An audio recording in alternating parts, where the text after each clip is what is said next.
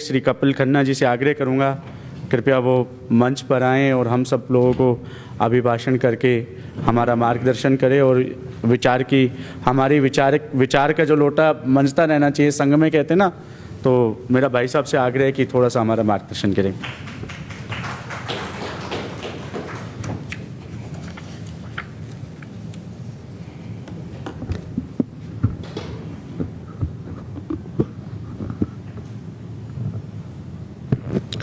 Constitution club में ये थोड़ी मेरे साथ समस्या हो जाती है, ये माइक मेरे साथ कोऑर्डिनेट नहीं करता है।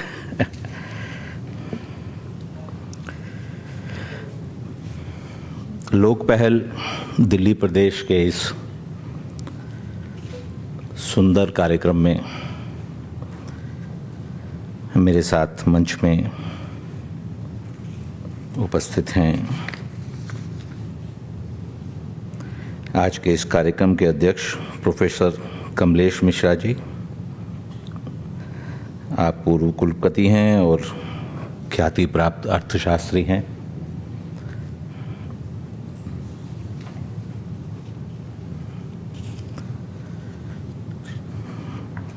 श्री विष्णु दरबारी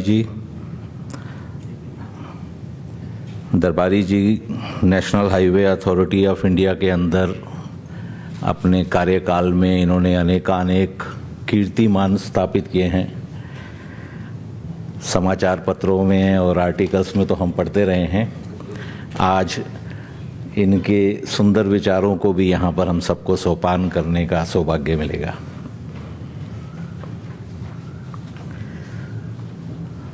माननीय प्रोफेसर चंदन कुमार जी,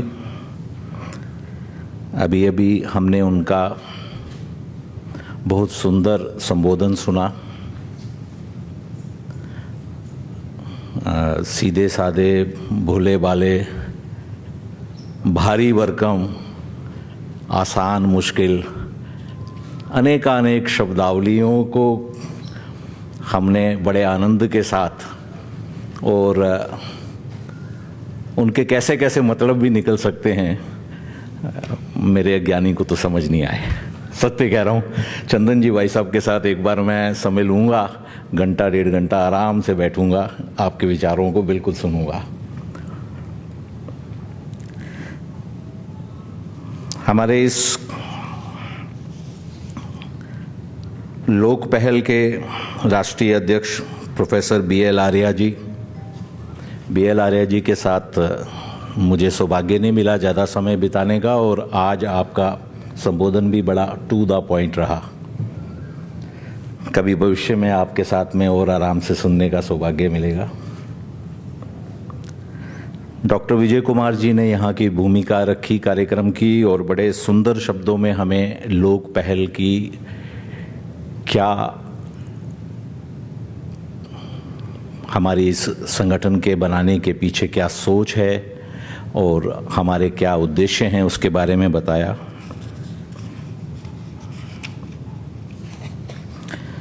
हमारे साथ डॉक्टर प्रवेश कुमार चौधरी जी हैं। आपके साथ अनेकों बार मंच पे साथ रहने का भी मुझे सौभाग्य मिला है और आपके विचारों, आपकी पुस्तकों, आपके लेखन को हम समय समय पर पढ़ते सुनते रहते हैं। और हमारे राष्ट्रीय प्रवक्ता हैं विश्व हिंदू परिषद के, आप सब टेलीविज़न पर भी देखते होंगे उनको। हमारे साथ सामने प्रबुद्ध जन में, बंधु भगिनी में आप सब लोग आए हुए हैं। मेरे एक मित्र, बहुत से चेहरे यहाँ पर हैं, मैं सबका नाम नहीं ले रहा हूँ, आनंद जी, जितेंद्र जी वगैरह सब। जब मैं निकला था अपने स्थल से, मैं अभी विश्व हिंदू परिषद के वर्ग में हूँ। 10 दिन का हमारा वर्ग चल रहा है, क्षेत्रीय वर्ग, और मैं उसमें था। बंक मार के आया हूँ, अनुमति नहीं होती है। यहाँ से बार बार अनुरोध आया और हमने अनुमति लेकर यहाँ पर आया। और सत्य बात यह है कि मुझे नहीं पता था कि इतने सुंदर आयोजन में मैं आने वाला हूँ।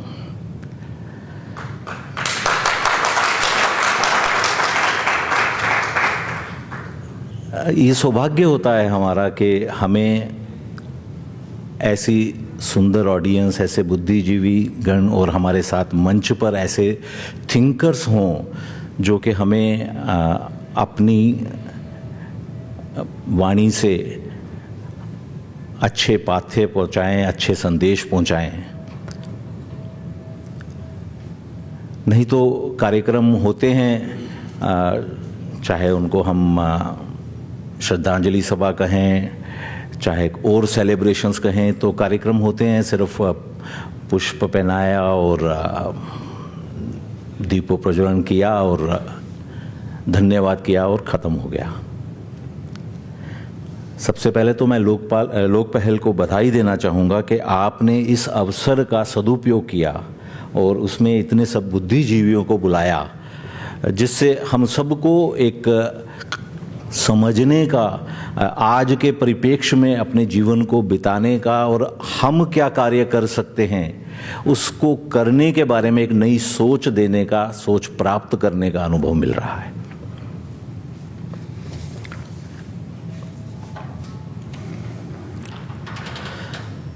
मैं 15 दिन पहले हांगकांग गया था व्यवसाय के सिलसिले में। हालांकि व्यवसाय को मैं 10 वर्ष पहले अपनी तरफ से बाय बाय बोल चुका हूं, पर वो मुझे छोड़ नहीं रहा है। कुछ एक कंपनियों में मैं डायरेक्टर्स हूं और एक ऐसी मल्टीनेशनल कंपनी की ऐसी बैठकें होती हैं अलग अलग देश में, तो हांगकांग में एक बैठक थी, उसमें मुझे जाने का अवसर मिला। तो जैसा ऐसी मीटिंग्स में, गेट टुगेदर्स में होता है, तो दिन में बोर्ड मीटिंग्स होती हैं, शाम को किसी अच्छे रेस्टोरेंट में, जो अपकमिंग रेस्टोरेंट्स होते हैं वहाँ पर डिनर वगैरह का रहता है कार्यक्रम। आज से 10 वर्ष पहले भी एक बार मेरा जाना हुआ था और संयोगवश उसी रेस्टोरेंट में मुझे दोबारा इस बार जाने का अवसर मिला। रेस्टोरेंट का नाम क्वीन है और पिछली बार जब मैं गया और अब जो गया, एक बहुत बड़ा अंतर मैंने देखा।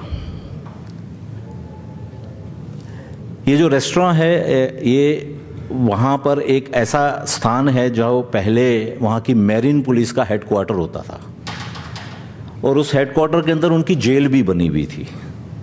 तो अब वो जेल नहीं है, अब ब्रिटिशर्स चले गए वहाँ से और वो मैरीन पुलिस भी नहीं है, उसकी आवश्यकता भी नहीं है, तो उसको उन्होंने कन्वर्ट कर दिया है। उसमें अपकमिंग ऐसे रेस्टोरेंट्स बने हुए हैं। तो इस बार जब मैं रेस्टोरेंट में गया तो मुझे ये देखने को मिला कि वहाँ सर्व करने वाले जितने भी लोग हैं, सबके सब गोरे हैं, ब्रिटिशर्स हैं। पिछली बार ऐसा नहीं था। एक ऐसा स्थान जहां पर ब्रिटिशर्स बैठकर वहां के निवासियों को सजा देते थे, जेल में डालते थे, आज वो स्थान पे वो सर्व कर रहे हैं भोजन।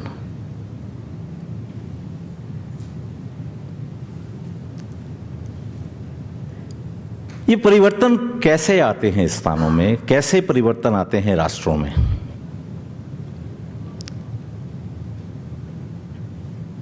और ये परिवर्तन आने आवश्यक हैं या नहीं हैं, इसको जब हम भारत के परिप्रेक्ष्य में देखते हैं तो हमें एक संदेश मिलता है।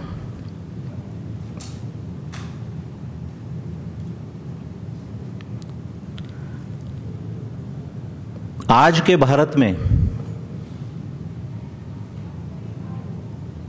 डॉक्टर विजय कुमार सिंह जी उपभोक्तावाद के बारे में बता रहे थे अभी। हम सब देख रहे हैं, एक फ्रूट के नाम पे एक फोन मिलता है, एप्पल, और हर वर्ष एक नया नंबर आगे जोड़ देता है। वो भला मानस तो वहाँ बैठा हुआ एक नंबर जोड़ता है, वो कंपनी हम लोगों की जेब से हर महीने, हर साल 1.25 लाख 1.5 लाख चला जाता है।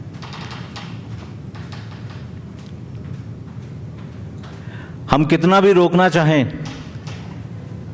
हम अपने बच्चों को, अपने परिवार वालों को रोक नहीं पाते। ये कैसे ये संस्कृति हमारे समाज पे, हमारे अपने ऊपर असर डालती जा रही है। कोई आवश्यकता नहीं है हर वर्ष इसको बदलने की, पर ये ऐसा बना दिया जाता है।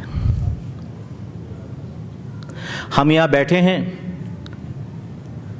हम अगर अभी ये पूछें कि भारत की ट्रेडिशनल मिठाइयां कितनी हैं, तो मुझे लगता है आप में से हर कोई अलग अलग 2-3 मिठाइयों के नाम बता देगा।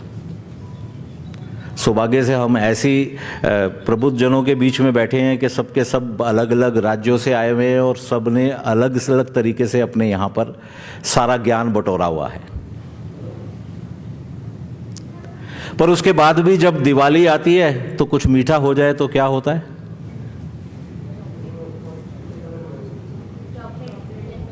कैडबरी आ जाता है।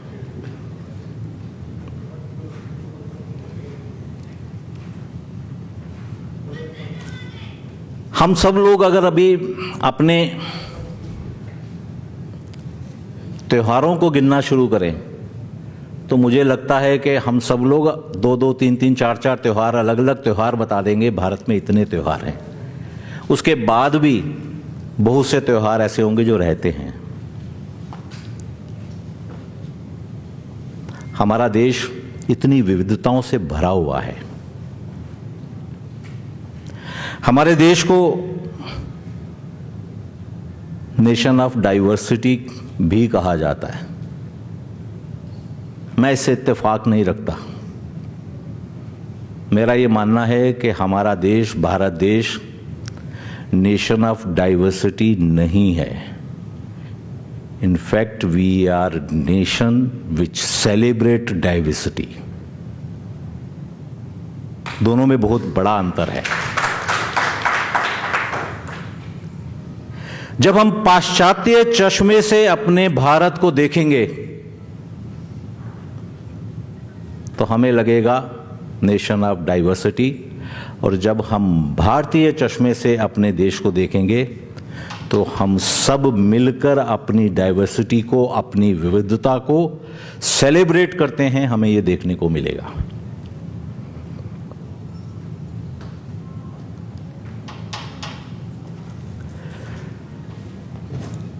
हमें स्वाधीनता मिली, पर क्या सत्य में स्वाधीनता, स्वतंत्रता पूर्णतः हमें मिली थी क्या?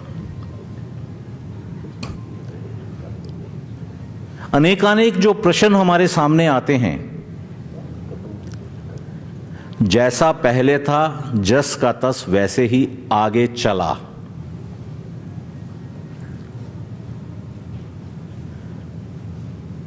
अनेकानेक प्रश्न हमारे सामने आते हैं कि ये कार्य क्यों नहीं हुए। जो पहले की इंस्टीट्यूशंस थी, उन इंस्टीट्यूशंस को चलाने वाले जो लोग थे और जहां जहां जो लोग बैठे हुए थे वो सब के सब जस के तस रहे। ऐसा क्यों रहा? इसके बारे में क्यों नहीं चिंतन हुआ?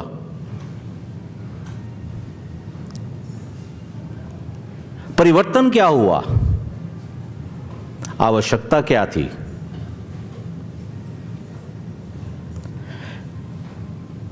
हम सब जानते हैं जलियांवाला बाग हत्याकांड हुआ। किसने किया था? जनरल डायर ने। पर जनरल डायर ने तो सिर्फ आदेश दिया था। उस आदेश का पालन किन्होंने किया था? वो सब तो हमारे में से ही जयचंद थे। इससे आगे की भी बात हम सबको शायद ध्यान में नहीं है। उसी जनरल डायर को सिर्फ 10 दिन के अंदर वहां से 300 मीटर दूरी में स्वर्ण मंदिर में सरोपा पहनाया गया था।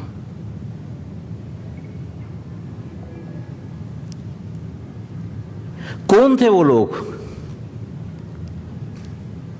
और वो सब के सब लोग स्वाधीनता, स्वतंत्रता, जिसको भी हम कहेंगे, इसके बाद में वहीं के वहीं रहे।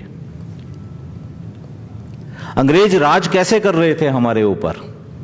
वो इन्हीं लोगों के बल पर कर रहे थे, चाहे वो लोग कॉन्ट्रैक्टर्स हों, चाहे ब्यूरोक्रेट्स हों, उस समय के उन्हीं के द्वारा ये सारा कार्य हो रहा था। उनके जाने के बाद कोई परिवर्तन नहीं आया,